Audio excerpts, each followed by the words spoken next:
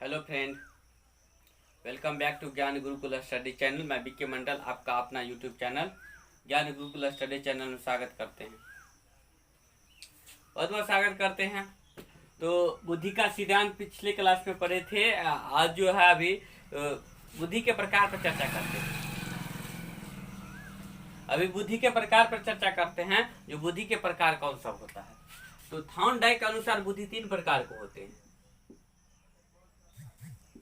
बुद्धि के प्रकार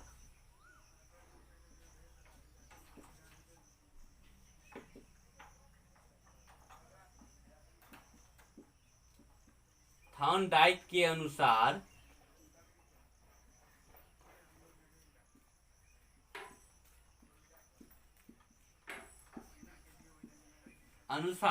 बुद्धि 3 प्रकार के होते हैं।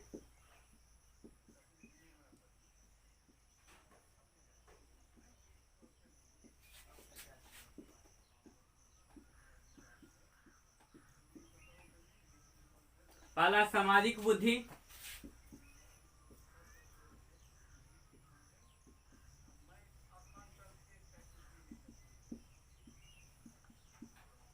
दूसरा यांत्रिक बुद्धि,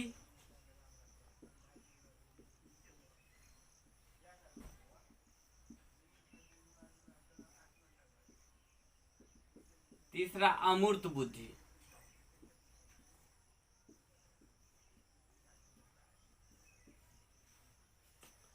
अब गाइडेड के अनुसार भी बुद्धि क्या होता है दोस्तों, 3 प्रकार के होते हैं।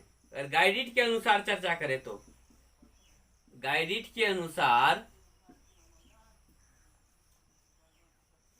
बुद्धि 3 प्रकार के होते हैं।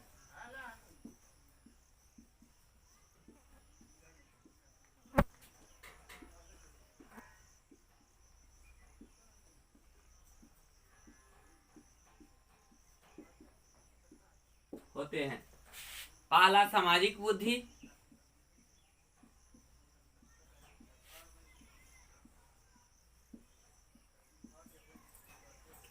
दूसरा मूर्त बुद्धि,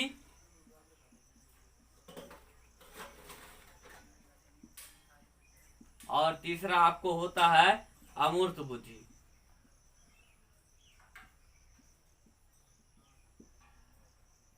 तीसरा आपका होता है अमूर्त बुद्धि।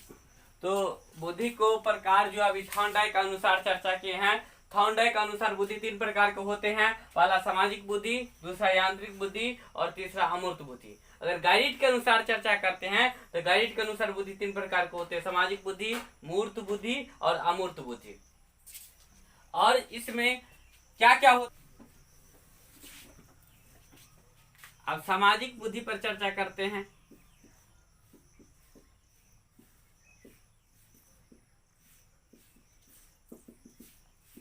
सामाजिक बुद्धि में क्या होता है, सबसे पहले समाज होता है।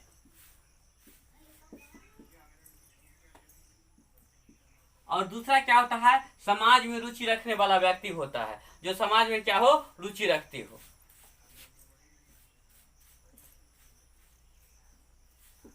जो समाज में रुचि रखता हो। तो समाज में कौन सा रुचि रखता है, नेता या राजनेता? कौन कौन दोस्त रुचि रखता है, नेता या राजनेता आपको समाज में रुचि रखता है। नेता या राजनेता समाज में क्या करता है, नेता या राजनेता क्या करता है, रुचि रखता है। अमूर्त बुद्धि पर चर्चा करते हैं। मूर्त बुद्धि क्या हो जाता है आपको, इसको यांत्रिक बुद्धि भी कहा जाता है। मतलब कोई बालक आप लोग देखते हैं पढ़ने में वो कमजोर होता है, उसकी बुद्धि कमजोर होती है, लेकिन यांत्रिक कामों में उसकी बुद्धि जो है वो तीव्र गति से कार्य करती रहती है। तो मशीनरी पार्ट हो गया, उसको देखते हैं वो बालक जो होता है वो पठन पाठन उचित ढंग से नहीं कर पाता है, अध्ययन उचित ढंग से नहीं कर पाता है, लेकिन मशीनरी काम उसको दिया जाए तो उचित ढंग से कर पाता है, आसानी से कर पाता है। तो इस प्रकार की बुद्धि जो होती है वो मूर्त बुद्धि और यांत्रिक बुद्धि भी कहा जाता है। तो मूर्त बुद्धि को क्या कहा जाता है दोस्तों, यांत्रिक बुद्धि कहा जाता है। मूर्त बुद्धि को यांत्रिक बुद्धि कहा जाता है। और ये बुद्धि किसके पास होता है? इंजीनियर के पास होता है, जो नए नए प्रकार की मशीनरी, नए प्रकार के तकनीकी खोजता रहता है।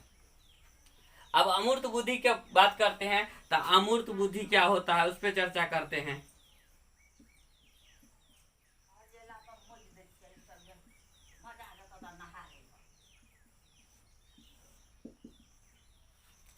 चलिए अमूर्त बुद्धि पर बात करते हैं। तो अमूर्त बुद्धि में क्या हो जाता है? किताबी ज्ञान होता है, शिक्षक और दार्शनिक। अमूर्त बुद्धि में क्या होता है दोस्तों? किताबी ज्ञान होता है, किताबी ज्ञान। कौन कौन होते हैं?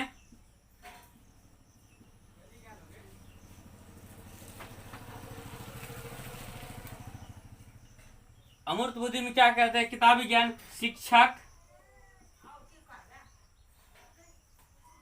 किताबी ज्ञान होता है। कौन कौन होता है? शिक्षक और दार्शनिक।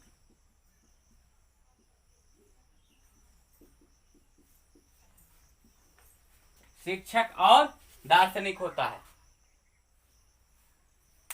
तो सामाजिक बुद्धि में समाज होता है, जो समाज में रुचि रखता है, जो व्यक्ति, और वो व्यक्ति समाज में कौन रुचि रखता है? नेता या राजनेता। और मूर्त बुद्धि, यांत्रिक बुद्धि होता है, जिस बालक की बुद्धि का कार्य, यांत्रिक बुद्धि कार्य करने में मतलब उसको अधिक अच्छा लगता है, रुचि लगता है। अमूर्त बुद्धि किताबी ज्ञान होता है, और जैसे शिक्षक और दार्शनिक। स्क्रीनशॉट लेना चाहते थे, ले लीजिए आप लोग।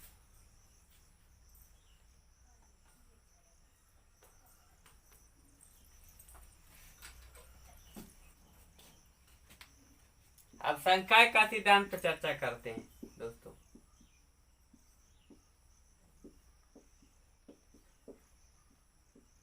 संकाय का सिद्धांत, इस संकाय के सिद्धांत में क्या सब होता है उस पर चर्चा करते हैं। इसके प्रवर्तक कौन है? रीड है। अगर प्रवर्तक की बात करें तो प्रवर्तक कौन है? रीड। प्रवर्तक की बात करते, प्रवर्तक रीड है। और 18वीं और 19वीं शताब्दी में यह सिद्धांत आया है। कब आया है? 18वीं और 19वीं शताब्दी में यह सिद्धांत आया है।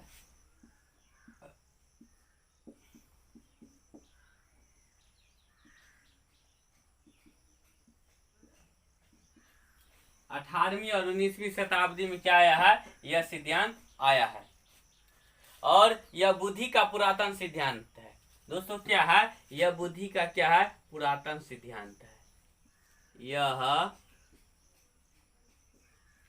बुद्धि का पुरातन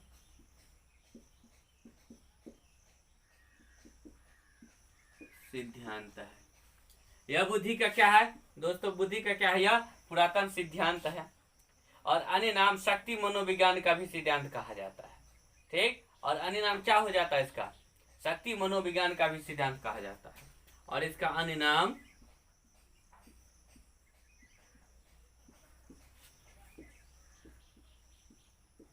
शक्ति मनोविज्ञान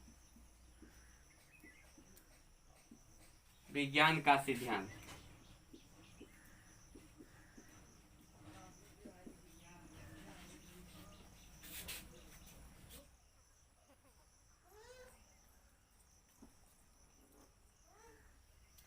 अन्य नाम शक्ति मनोविज्ञान है।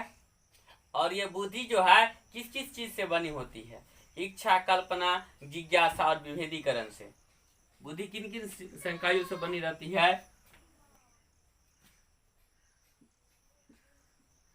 इच्छा, कल्पना, जिज्ञासा और विभेदीकरण।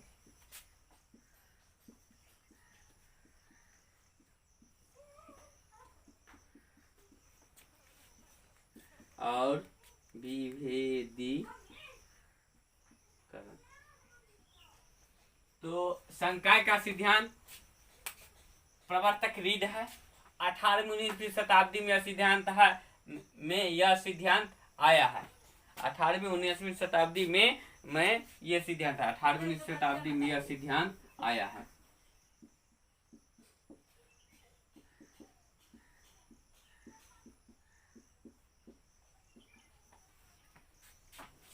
और यह बुद्धि का संकाय का सिद्धांत प्रवर्तक रीढ़ है और 18वीं 19वीं शताब्दी में यह सिद्धांत आया है। ठीक, यह बुद्धि का पुरातन सिद्धांत है। अन्य नाम शक्ति मनोविज्ञान है और इसमें क्या रहता है? इच्छा, कल्पना, जिज्ञासा और विभेदीकरण होता है।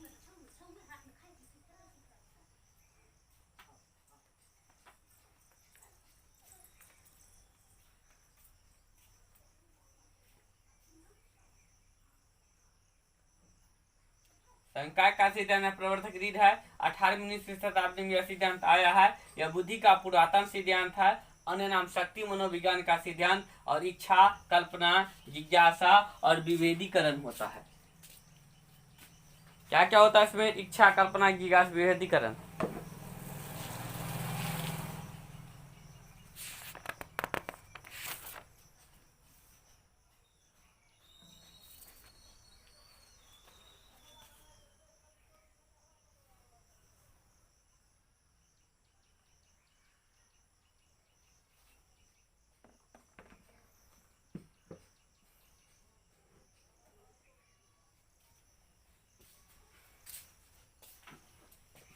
और बुद्धि को क्या किया गया दोस्तों?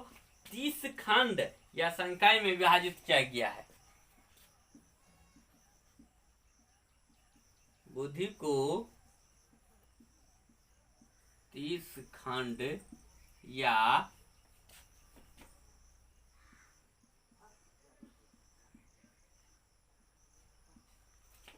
संकाय में विभाजित किया गया।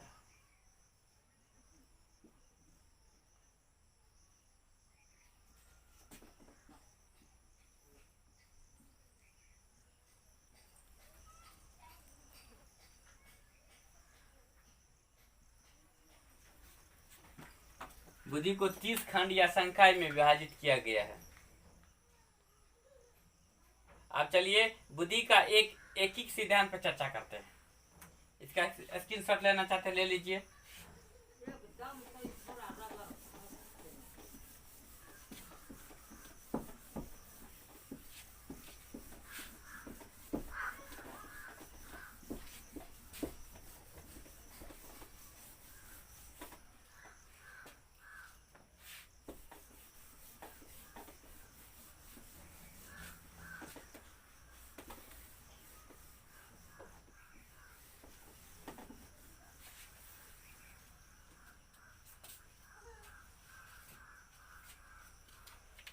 बुद्धि का एक सिद्धांत।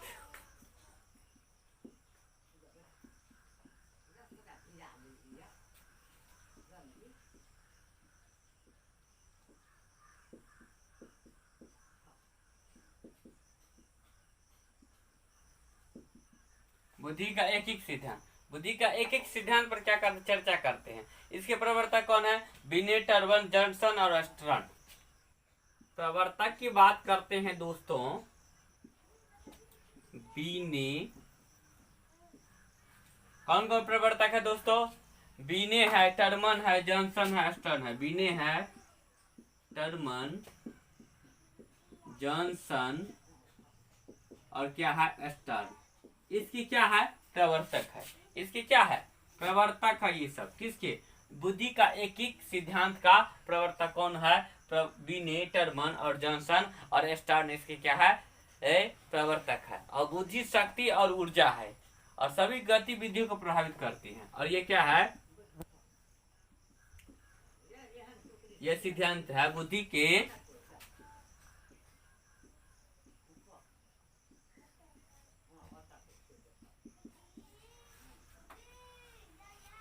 यह बुद्धि के शक्ति और ऊर्जा है। बुद्धि के शक्ति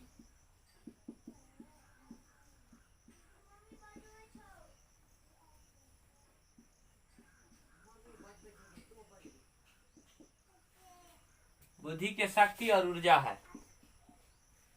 आगे चर्चा करते हैं। और यह सभी गतिविधियों को क्या करता है? प्रभावित करता है। कौन? बुद्धि का एक सिद्धांत। सभी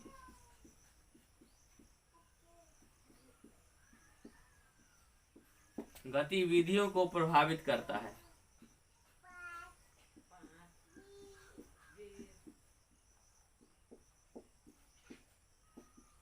सभी गतिविधियों को प्रभावित करता है। पर चर्चा कर रहे थे, फिर से देखिए ये बुद्धि का एक सिद्धांत। प्रवर्तक बीने टर्मन जॉनसन आस्टर्न है और बुद्धि में क्या करता है, यह सिद्धांत बुद्धि की शक्ति और ऊर्जा प्रदान करते हैं। ये जो एक सिद्धांत है वो बुद्धि की क्या करते हैं दोस्तों, शक्ति और ऊर्जा प्रदान करते हैं और सभी गतिविधियों के क्या करते हैं, प्रभावित करते हैं। और बुद्धि के ये एक तत्व के सिद्धांत। अब एक तत्व के सिद्धांत पर चर्चा करते हैं।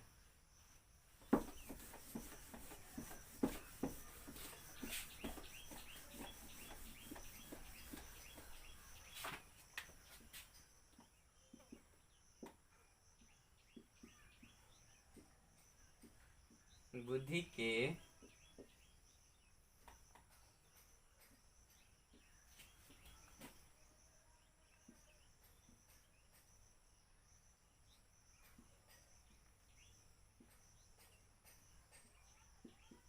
के एक तत्व का सिद्धांत।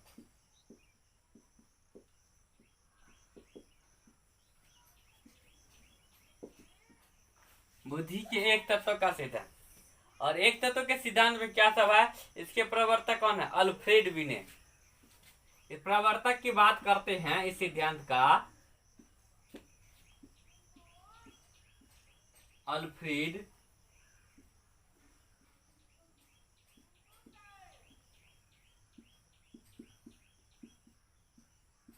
प्रवर्तक की बात करते दोस्तों तो क्या हो जाता है, प्रवर्तक अल्फ्रेड बिने होता है। और अन्य नाम कौन सा है, जॉनसन और अस्टर्न।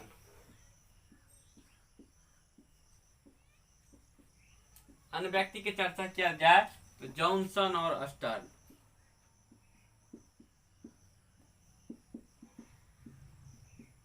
अन्य नाम की चर्चा किया जाए तो जॉनसन और अस्टर्न होता है। अब द्वितत्वों का सिद्धांत या द्विखंड का सिद्धांत पर चर्चा करते हैं।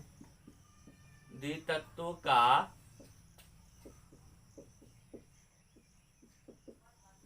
सिद्धांत या द्विखंड का सिद्धांत।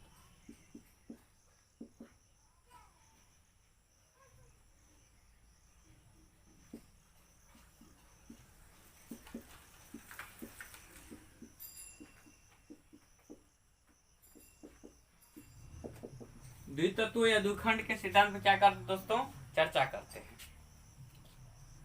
और इसके प्रवर्तक कौन है, स्पीयरमैन। प्रवर्तक की बात करते हैं तो स्पीयरमैन।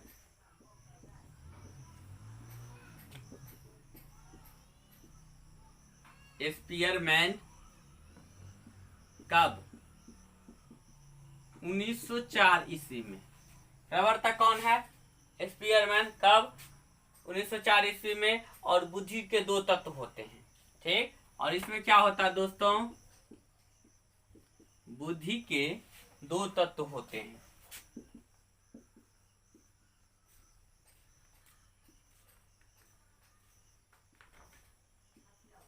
पहला होता है एस फैक्टर और दूसरा होता है जी फैक्टर। इसे जी कारक और एस कारक भी बोल सकते हैं।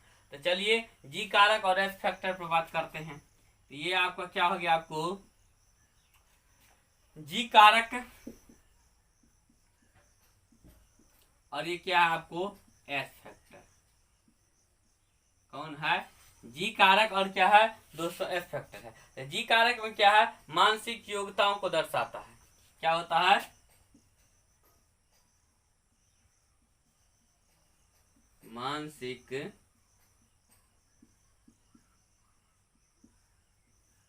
योग्यताओं को दर्शाता है। मानसिक योग्यताओं को क्या करता है, दर्शाता है।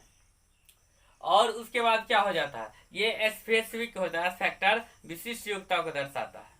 ये स्पेशल होता है, ये क्या करता है, विशिष्ट योग्यताओं को दर्शाता है। विशिष्ट योग्यताओं को दर्शाता है।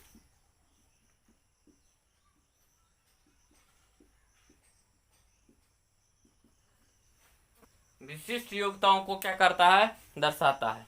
तो बुद्धि के दो तत्व होते, जी फैक्टर, जी कारक और एस फैक्टर। तो जी कारक मानसिक योग्यताओं को दर्शाता है और एस फैक्टर जो है वो विशिष्ट योग्यताओं को क्या करता है मित्रों, दर्शाता है। विशिष्ट योग्यता को क्या करता है, ये दर्शाता है। इसका स्क्रीनशॉट लेना चाहते ले लीजिए, आप लोग ले लिए होंगे स्क्रीनशॉट।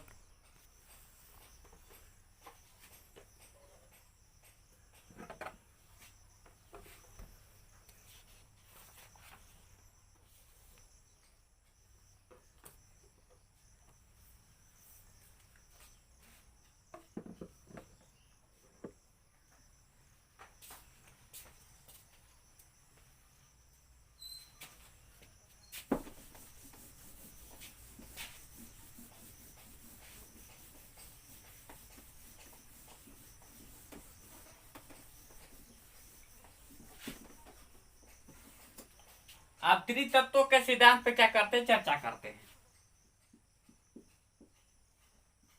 त्रितत्व का सिद्धांत,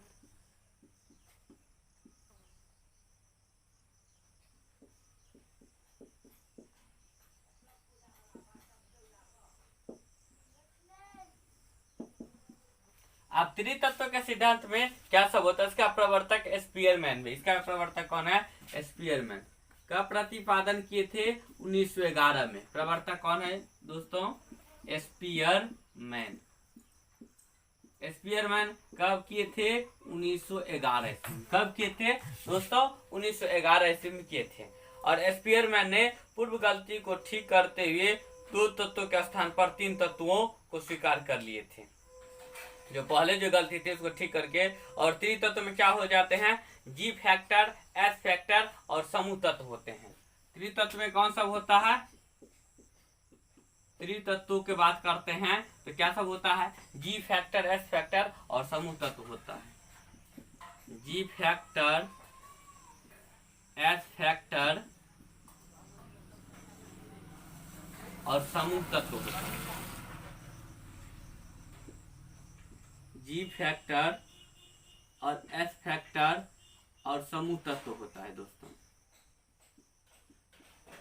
जी फैक्टर और एस फैक्टर और क्या होता है, समूह तत्व होता है।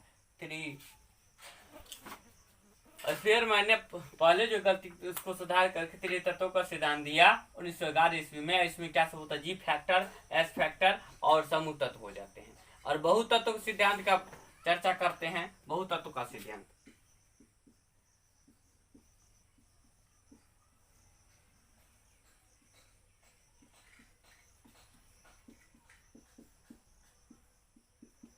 बहुतत्व के सिद्धांत पर चर्चा करते हैं। इसके प्रवर्तक थॉर्नडाइक है।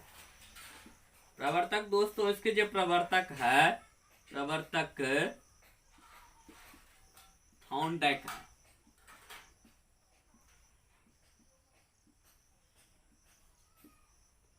इसके प्रवर्तक कौन है दोस्तों, थॉर्नडाइक है। इसके प्रवर्तक थॉर्नडाइक है।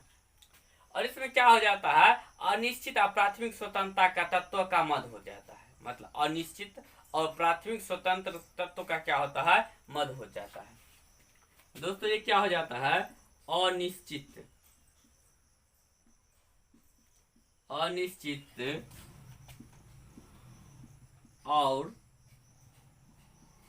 प्राथमिक स्वतंत्र तत्व का मद होता है। प्राथमिक स्वतंत्र तत्व का मध्य होता है।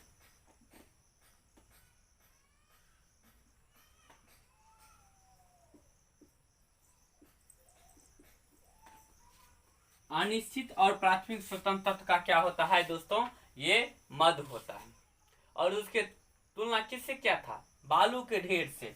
थॉर्नडाइक ने तुलना किससे किया था, तुलना की अगर बात करते हैं तो तुलना दोस्तों बालू के ढेर से किया था। ठीक, बालू के ढेर से किया था। और इस सिद्धांत को परमाणुवाद और बालूकाय का भी सिद्धांत कहते हैं।